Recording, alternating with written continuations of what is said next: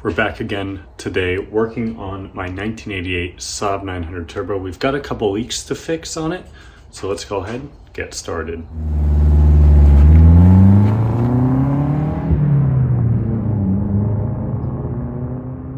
First, I want to get the car up in the air. Hey everyone, future/current Jacob here. This video was filmed over the course of about a month and a half, so you're going to see a lot of ups and downs here, and at the end, a mostly positive result. And show you guys what I have found underneath, because a couple weeks ago I put this tinted UV dye into the transmission fluid. What this dye does is it allows me to better differentiate what fluids are leaking and from where. So if I put this dye in the transmission fluid like I did a couple weeks ago, I can take a black light to the car, and anything that shows up as green or yellow is going to be transmission fluid, whereas anything else is going to be just regular oil. Let's start up top here. There is only one spot I believe it is leaking oil from the top side of the engine. That is from the valve cover right here. This is a pretty small leak. I cleaned it up yesterday before driving the car about 100 miles, but you can see just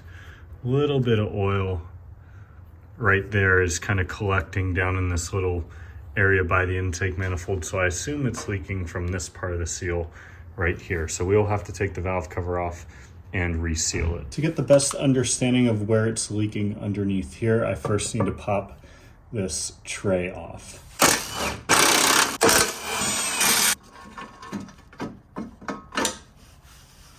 In the front is where we have a bit more of the mystery that I haven't 100% solved yet. So first off, if we take our black light, you can see we have fluid here, all the way up here. It's even wet all the way at the front of the transmission. And putting a black light on this, there's not much fluid here, but you can see right in that crack, the green yellow kind of hue to this. And then moving down here, all of this is also green and yellow. So this tells me that none of this is engine oil. This is all transmission fluid. So following the path of where it's coming from, it's either maybe coming from this cover right here on the transmission, or further up where that input shaft seal cover is at. And I actually just replaced that because it was leaking.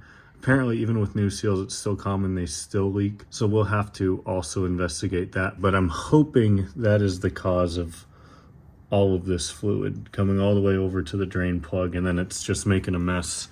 This is after one day and about 100 miles of driving, like I said, all the fluid that's gathered already. So it's a pretty decent sized leak. On the back side of the engine, the leaks are a bit more obvious. There are two, maybe three that I know of. First off, and the worst one by far, is this rear diff cover. So you might remember I actually pulled this diff cover off and resealed it when the engine was apart.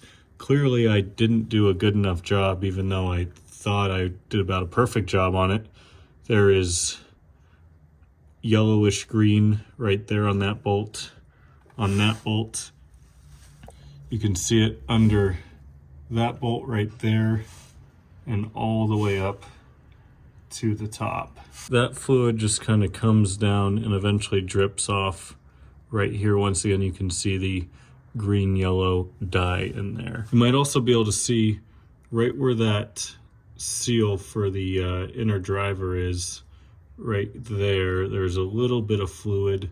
I believe that's coming from further up here, because following this up, you can see right where the speedo cable, which is what I'm shining on right here, that's not a leak, that's just the black light doing its thing.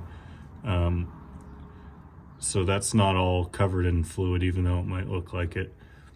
Now you can see there's fluid right there. Then up top here, this bolt on the transmission right in the center of the screen, that is also leaking. You can see I take the black light away. It's not greenish yellow, so I think this is one of the bolts for the transmission to the engine. I pulled it out already, put some Loctite on there to help hopefully stop the leak. That didn't seem to fix it though. So here it is without the black light. You can see the color of the fluid, color of this fluid. They look very similar, so that's part of the reason why it's so hard to tell apart. And I thought maybe at first this bolt was dripping onto the speedo cable, but clearly not, because there's trans fluid all in this area. Let's first start with replacing the O-ring on the speedo cable.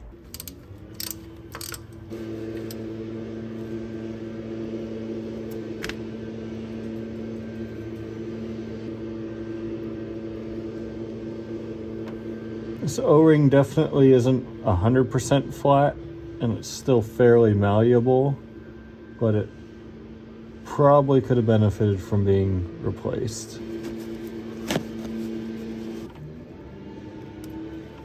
Perfect. Not hard at all.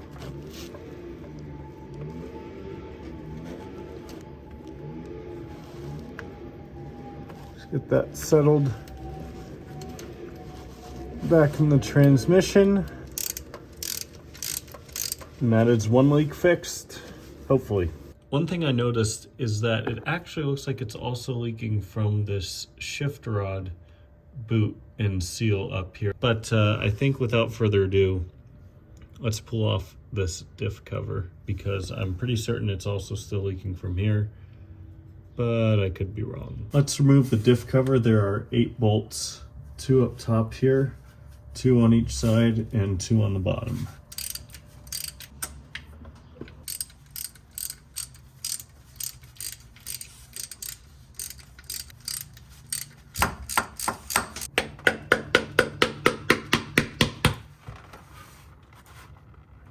Diff cover has been removed. Now my next step is getting all this old gasket off, both on the cover and the transmission itself. A few moments later. This is all cleaned up. Got our new diff cover gasket in, courtesy of Modern Classic Saab.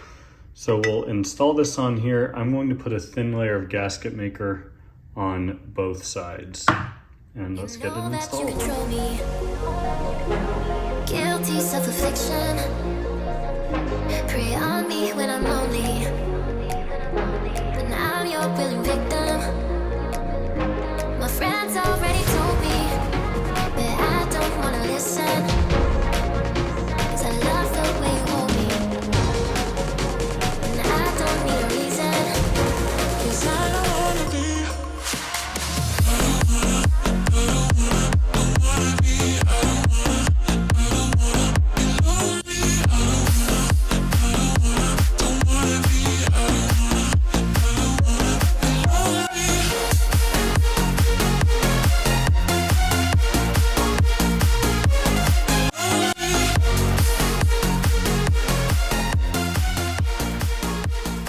So a tip on this bolt up here by the shift rod, you got to put the transmission in 3rd gear in order for this bolt to be able to fit in. Because of this bushing that's back here, the bolt's too long to fit in unless the transmission's in 3rd gear. Next, let's remove our valve cover and replace the valve cover gasket. The reason why I'm using a little plastic bag in between the screwdriver and the bolt is that it helps preserve the paint on the bolts. So I'll be doing the same thing with the actual valve cover bolts as well. It's not only leaking right here, but it's also clearly leaking on the inside as well. You can see there's just a little bit of oil built up down in there.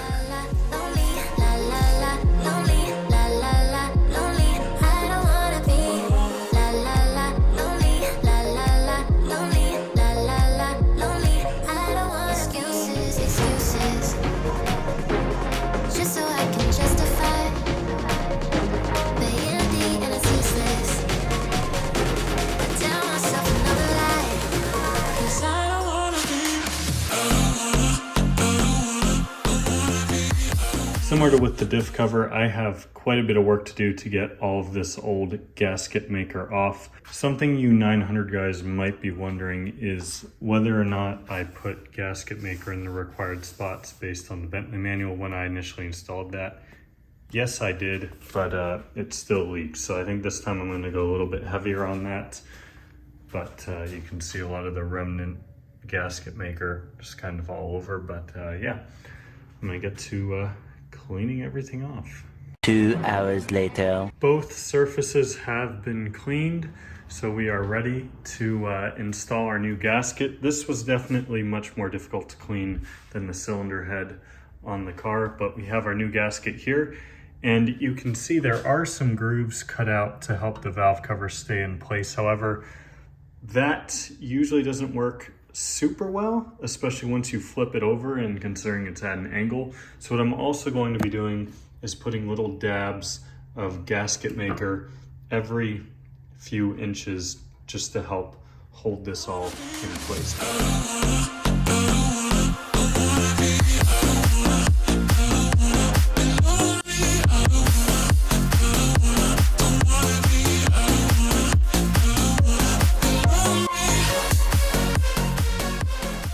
This gasket maker sets in 60 minutes, so in an hour we'll come back and we'll apply some on the cylinder head in the required spots per the Bentley manual, and we'll set it on. Next, let's apply gasket maker on the areas of the head that we need to. So here's a thin layer of our gasket maker applied to every surface.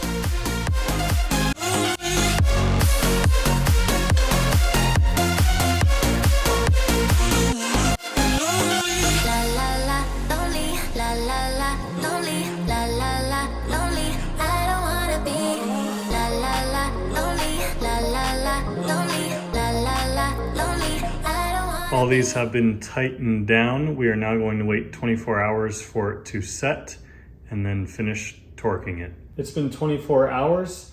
I'm now going to torque down all of these to 11 foot-pounds.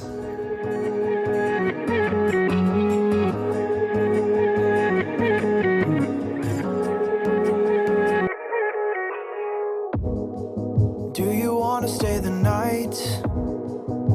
'Cause I don't want to be alone. It's been weighing on my mind for too long, too long. And there is, hopefully, our valve cover leak solved. I've been doing a little bit of looking up here, trying to figure out where exactly this leak is coming from. So I've kind of been feeling around with my fingers quite a bit. It was wet right where I'm shining the light right now, and then coming down along here. And then obviously you can see it on the bottom of the transmission. So the highest point at which I could feel the liquid was right at the bottom of the front of the transmission case right here. What that pretty much means is it has to be leaking from this input shaft seal cover, this little gold cover right here. However, I just replaced that seal, so I'm going to pop that off now to see if maybe it's still leaking from there. So I think this might be our leak spot because, I mean, you can see the fluid in there, which isn't necessarily a bad thing, but that is definitely trans fluid on the outside of the seal there. You can see by the greenish hue. So I think what I'll do is pull the seal back off, apply some silicone gasket maker on it, similar to what I've done for the other repairs, and then we'll reinstall it. This is the underside of the seal, and yeah, it's definitely leaking from there. I think you can see at the top here it's dry. You get to the bottom, it's pretty soaked. So let's clean these surfaces and just put a thin layer of this on. Save a life, 'cause I just really need someone. I've been barely holding on. And with that reinstalled, I'm going to put the charge pipe back on and hopefully knock another item off the list. Still hiding all my secrets, and I just need someone I believe in. It's been a couple days. We are getting the transmission fluid filled back up. I'm using Mobil 1 10W30 on this. I know a lot of people like to argue gear oil versus engine oil or what you're supposed to use, but I will just say right in here it says grade of oil 10W30. It does mention an alternate grade that is acceptable, but I'm just going by what the book says. Well, ladies and gentlemen, it has been about 2 weeks since I filmed that last clip. I was gone for about a week out of town visiting some family for the holidays. And really since then I've been very dejected, and it's been hard for me to get back to working on this car. As you'll see in some of these clips I'm playing over here, it is still leaking, and I think it might be leaking even worse than it was before in some areas. So I'm not quite sure I've really solved any of the leaks so far outside of likely the valve cover. I drove the car for a couple of hours since that last clip where I filled it with transmission fluid, and sure enough, checked back the next day and there is just oil and transmission fluid or whatever everywhere. At this point, it's obviously still got quite a few leaks, and I feel like I'm back at square one to where we started at the beginning of this video. So what I'm going to do is call in some backup, and backup in the form of taking the 900 to our local Saab shop, IMM Auto Service. So I'm going to give them a call, let them know what's going on, and we'll update you guys from there. Quite a lot of time has passed since last working on this car and filming these clips. And well, I have some mostly good news and a little bit of bad news. And let's start off with the good news. So the car went to IMM. It actually spent 2 different stints there for about 2 to 3 weeks each. And they have fixed all of the leaks except for one.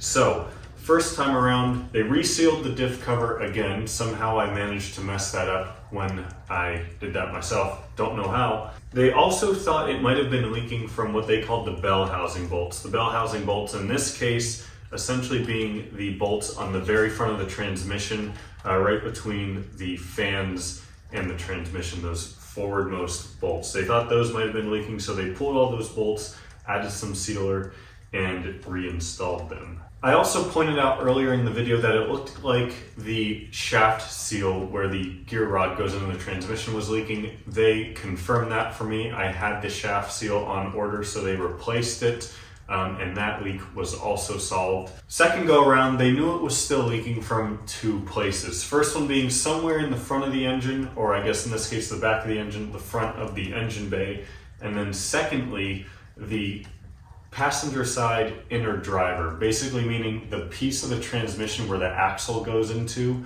that area was leaking. So they replaced both the axle seal and the inner driver O-ring. So that has solved that leak. And that brings me to the unfortunate news with where we currently sit with this car and where it's probably going to stay for as long as I'm willing to deal with it. And that is this last oil leak. So they determined it's coming from one of 2 places. One being the oil pan to engine gasket, which essentially means the gasket where the engine and transmission mate to each other. The only way to fix that is to pull the engine back out of the car and reseal it. The other option is it could also be leaking from one of the gaskets in the transmission itself, where one of the pieces of the transmission bolts to the other piece of the transmission. They just weren't 100% sure on that. Either way though, that means this engine and transmission need to come out to fix that. So very, very disappointing news. However, a little bit of a silver lining to that is the car was driven home from IMM, also driven about another 50 miles yesterday, and this is all that we have on the cardboard under the car. Just these 1 or 2 drops of oil. So really, in retrospect, it obviously is very frustrating and really sucks, but for the money I paid IMM, it was worth it to me to now have at least a 98% leak-free and sorted car compared to where we started a month and a half ago when I started filming this video. I'm pretty happy with the result. It is very unfortunate that the car is still leaking, but that really means now it's time to just drive this thing and enjoy it. I have so much more coming for it though. I have brand new suspension sitting just out of frame over there. You'll see a video on that hopefully sometime soon.